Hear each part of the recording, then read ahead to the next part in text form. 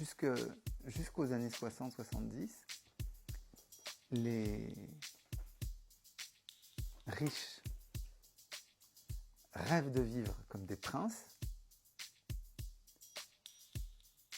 les hommes politiques, les princes rêvent de vivre comme des dirigeants politiques, et les dirigeants politiques rêvent d'avoir une vie de riche.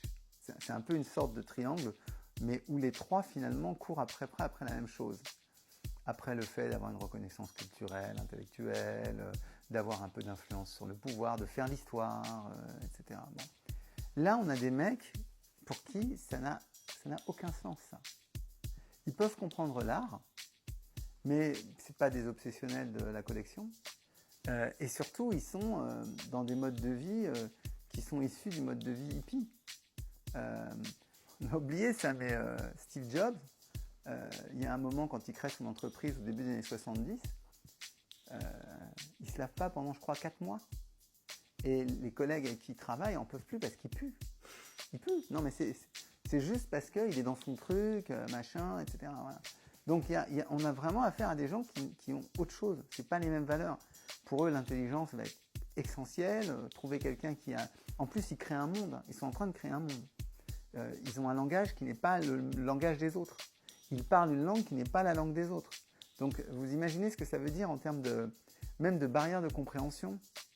Et quand ils sont obsessionnels, et ils étaient obsessionnels sur leur boulot, parce que leur boulot à leur époque, c'était vraiment tailler des lignes de code, concevoir du hardware, concevoir du software. C'était vraiment c'était pas de faire des soirées mondaines pour parler à telle femme politique ou à tel écrivain. C'était pas ça. Ils avaient leur marotte, mais voilà. Et ils aimaient beaucoup le cinéma, et le cinéma les faisait fantasmer, etc. Mais c'était pas... Donc, ils ont construit autre chose. Et encore aujourd'hui, pratiquement 50 ans plus tard, ce monde-là fonctionne différemment. C'est pas la même vie mondaine. C'est pas le même environnement. C'est pas les mêmes logiques. Et de temps en temps, ils sont rattrapés par les logiques classiques. C'est-à-dire que ces gens qui ne sont pas mariés se retrouvent à divorcer, ce que je trouve très drôle. C'est-à-dire un divorce sans mariage, c'est assez amusant. Et parce que c'est leur milieu, quoi. Mais il y a en même temps, il y a énormément d'argent en jeu. Il y a des milliards en jeu.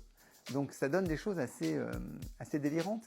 Et je trouve que c'est intéressant parce qu'effectivement, c'est un autre mode de vie, c'est une autre mentalité, et en même temps, c'est eux qui ont fait les fortunes les plus délirantes en termes de rapidité de constitution et niveau d'élaboration. Il n'y a que Rockefeller, c'est le seul dans l'histoire qui a réussi à faire un truc similaire, quoi. Bernard Arnault, c'est beaucoup plus lent l'accumulation, mais il est quand même un des rares à avoir réussi à faire quelque chose comme ça. Oui.